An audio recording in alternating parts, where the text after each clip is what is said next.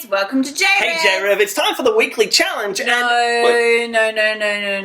All wrong. Hang on, what? But we do the weekly challenge at this exact time all the time. No, we start at the beginning. Oh. Hey guys, so sorry for the false start. I've clarified with Chris. He knows exactly where we're up to in this week's schedule of JRev. So please forgive me. We'll just start again. Yeah. So it's time for the letterbox. It's time for the JRev letterbox. Chris, it's not time for the letterbox. But we did the. This is the part where we say. We did the challenge. And Hi guys, welcome back. And then So happy to see you. But the letterbox comes. And then. Oh. We start, funnily enough, by saying hello. Hello. Welcome back. Goodbye. What? Hey, no? We're thrilled to see you. We'll see you next week. What? Do you know what's going on? Hey, have you ever had a day at school where they've swapped around some of your lessons and you feel a bit all over the shop? Like sometimes you might have a special guest presenter coming into the school, or maybe you have to do NAPLAN. And maybe your day gets a bit switched around. It can make you feel a bit upside down. Has that ever happened to you before? Yeah, my insides feel like they've been mixed around and they get a bit squirrely. Gross. Hello! Today we're making something really cool. We're going to make some bath bombs. So here's a picture of everything that you need. Hit pause if you want to make sure that you get everything on your shopping list. You're going to need food dye, oil, corn flour, cream of tartare, bicarb soda, Epsom salts, something to mix stuff in, and some stuff to measure some stuff. So first of all, you need a cup of bicarb soda, and that goes straight into the bowl. Then you need about half a cup of corn flour. Corn flour feels really fun to play with, by the way, just letting you know. Then our next ingredient is, drumroll please, about maybe half a cup of Epsom salts. You can buy any kind of Epsom salt that you want, doesn't really matter. Then you need about 4 teaspoons of cream of tartare.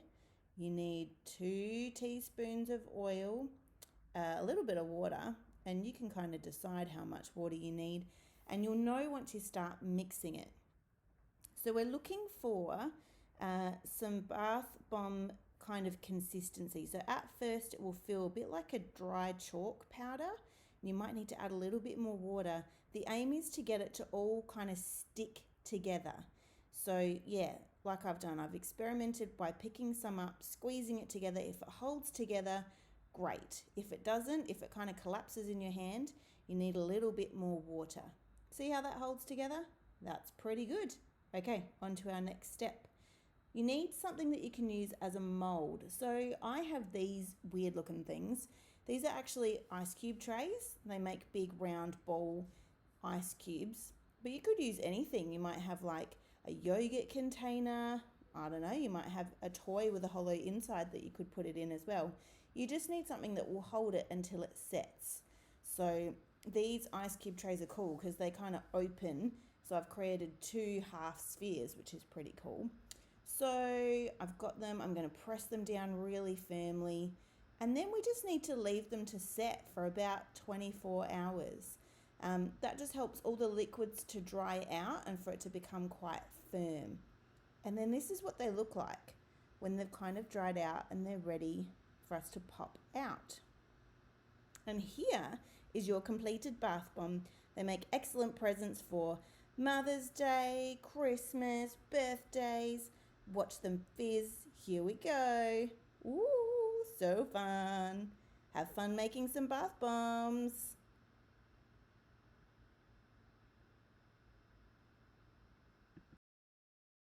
Hey guys, welcome back to JRev for another week. It's No. really good to have you here. No. That was a perfect intro. No. We already did the beginning. So beginning, Yeah. tick. Yeah. We're now. I did the intro just now. You're right. Yes, tick. No. Before that. Before we rolled the clip. Wait, you mean the time before the other time that we did the thing? Exactly. We did the intro at the beginning. But then. Now it's the middle of the show. And this is the part where we do the JRev letterbox. Oh, of course. I think I know what's wrong here. What? I've been watching a lot of Christopher Nolan films. He does all those time travel ones where like he'll like start at the end and then he'll like have a little flashback to the middle, and then there might be a bit of a beginning part, but then it's like the end again, and then they kind of chop and change all over the shop. It'd be an editor's nightmare, and I've been watching so much of that, and I think that maybe my brain has been a bit sort of cut, paste, and shifted around a little bit. I've read some books like that. They kind of start with the end, and then it kind of gives you a bit of a clue on what's going to happen, and then it takes you back to the start of the story. It's a bit confusing. JRev, have you ever read a book like that, or seen a movie where it was a bit like that? If you have, or if you've been doing anything else fun that you think we should know about, please ask the adults that you live with to send it into this address. Ooh. And we'd love to put it on the show for you.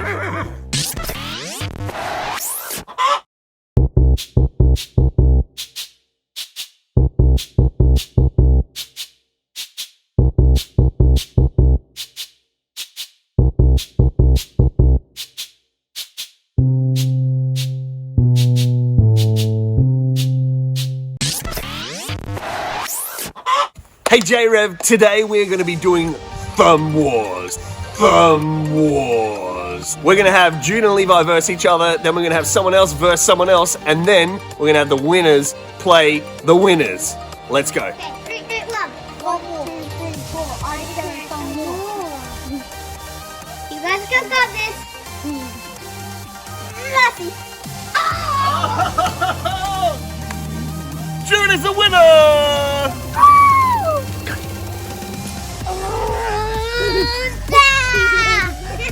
Who's the winner? No one. Me! Yeah, Flynn's the winner! Flynn's the winner! Okay. Let me do this and then grab on like that. Yeah, try to squish my thumb. Now you're gonna try to squish my thumb. Mercy! Mercy! Mercy! Mercy! Flynn is the winner! Alright, we want to try something interesting. It's going to be me versus the rest of the guys. Alright, let's go.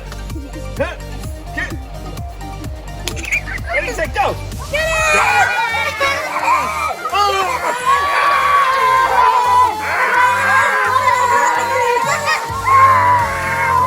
My thumb is still up. I don't know what you're doing.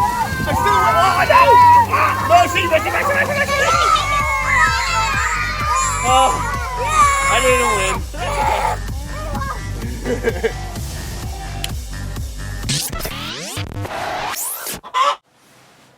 Do you have a favourite smell? Maybe it's the smell of freshly cut grass, or maybe it's the smell of like your mum's perfume or something, or maybe it's the smell of brownies baking in the oven at your house. That's one of my favourite smells. Imagine a world where everything smelt bad all the time. Like if everywhere you went, if everything smelt like a fart or a foot, that'd be horrible. Phew. Now, in the time that we live in, it can actually be quite cheap to find things that smell really nice. But back in Jesus' time, for people to buy perfume, it was quite an expensive exercise. And sometimes people would even save up those really special items for things like the day that they got married. We're going to look at a story today from the book of Luke in chapter 7 about a woman and a bottle of perfume. We've spoken before here at JRev about Pharisees. They were like the religious dudes that were around when Jesus was here on earth, and unfortunately a lot of them spent a lot of their time trying to trick Jesus and get him into trouble. So one day Jesus was at one of these Pharisees' house for dinner, and this woman was there, and she kind of did this weird thing where she took this bottle of perfume that she had and she poured it onto Jesus' feet, and then used her hair to kind of wash his feet. And she was also crying while she did this. That sounds pretty weird. And this Pharisee guy was kind of like, Jesus, if you're like really a prophet, if you're like really who you say you are, There's no way that you should be letting this woman touch you. Like, she's a sinner. You don't know what she's done. Important piece of information here. So where Jesus lived at the time that this story was recorded, lots of people wore sandals, and it was quite a dusty place to live. It was very hot. So people's feet got dirty, and it was before they had cars, so people kind of walked everywhere. So it was common practice when you went to somebody's house that they would provide you with some water so that you could wash your feet, so you don't have dirty, stinky feet stinking out their house, right? Remember how we said bad smells are bad? So Jesus said to the Pharisee guy, "Dude, when I got to your house, you didn't even offer me any water to wash my feet. But this lady has poured this expensive bottle of perfume on my feet, and she's literally washed my feet with her tears and her hair." Let's hit pause in this part of the story because I just want to take you to a little side note. I don't know about you, but I definitely have made some mistakes in my life. Like, sometimes I've agreed that I'm going to meet up with a friend and I've just forgotten. I haven't added it to my calendar. And so I've had to say sorry to that friend, and it feels really good when they forgive me. But can I tell you that some of the things that I've done, some of the mistakes that I've made, have been way worse than forgetting an appointment with a friend. Sometimes some of the things that I've done, some of the choices that I've made, or the mistakes that I've done, have felt so big that I didn't think that the other person would ever forgive me. And when they have forgiven me for those things, can I tell you the relief that I feel is pretty overwhelming. So getting back to our story, that's exactly what this woman had experienced. See, she hadn't really met Jesus, and she'd done all this bad stuff. She rocks up at this dinner, she meets Jesus, and she's completely overwhelmed by how much he loves her, even just from them being in the same room together. And her response to Jesus' big love for her is she wanted to give him everything that she could because she was so grateful that he would love and forgive her right there on the spot. So all that she really had to give was this expensive perfume, and to be like super humble and literally wash his feet with her hair and her tears. Jesus was trying to get the Pharisee to understand that, yeah, it feels pretty good when we get forgiven for the small stuff, but when we're forgiven for the big stuff, it creates this response in us that's so big because we're just so grateful to be so loved and so forgiven, like the woman. We've been talking about the Beatitudes, which are a series of statements that Jesus made about how his upside-down kingdom works.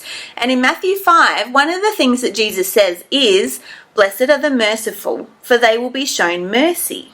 See, in this story, the woman was merciful to Jesus because he had stinky feet, and she wanted to do everything that she could to help him feel clean.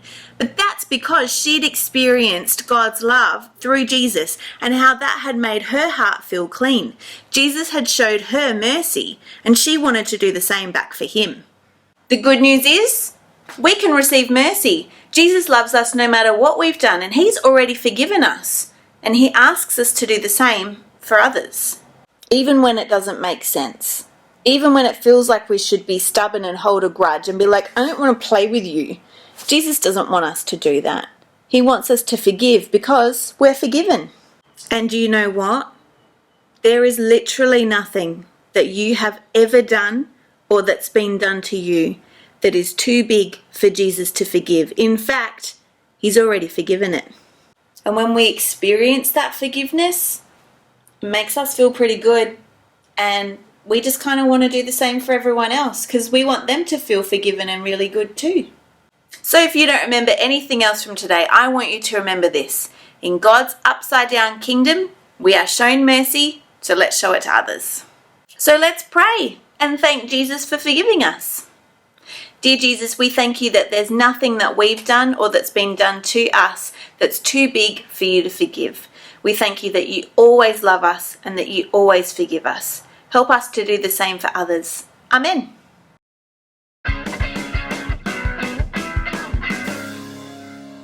Today's memory verse helps us heaps when we're thinking about how we bring God's kingdom. It's from Matthew 6, verse 10. Your kingdom come, your will be done, on earth as it is in heaven. Should we do it again? Okay. Matthew 6, verse 10.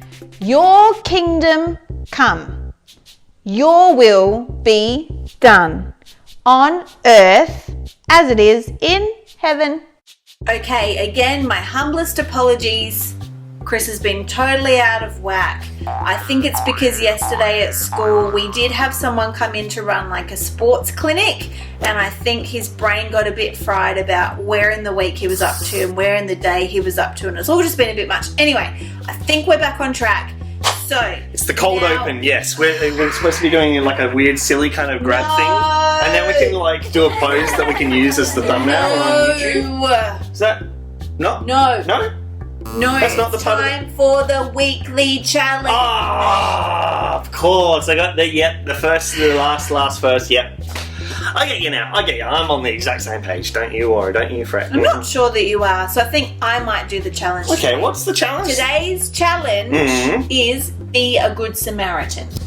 Does that mean that I have to move to Samaria and become a citizen there? Because I don't know how to speak their language. You've got this story upside down, just like you've had the entire schedule of today's show upside down. Oh, sorry about that. Please, what is it to be a good Samaritan? Well, actually, to be a good Samaritan, it is a bit upside down. So maybe you're more on track than I thought. I've got a head start by being backwards. Because we've already learnt that God's kingdom is a bit upside down than what the rest of the world might think. So in the story of the Good Samaritan, we learnt that Jesus encourages us to look out for people who might need our help, even if they're not people that we would normally be on the lookout for. Like enemies? Yeah. Whoa. Crazy, right? So I'm not suggesting that you walk up to someone that is completely unsafe and that you don't know and you just try and help them. But what I am suggesting is I'm sure that there are some kids who go to your school who probably need a bit of help with some stuff. And maybe other kids kind of don't help them very much. Maybe they do what the priest did in the story and they kind of dodge them. Just, having like the COVID distance away. It's the whole when the teacher says, okay, everybody pair up.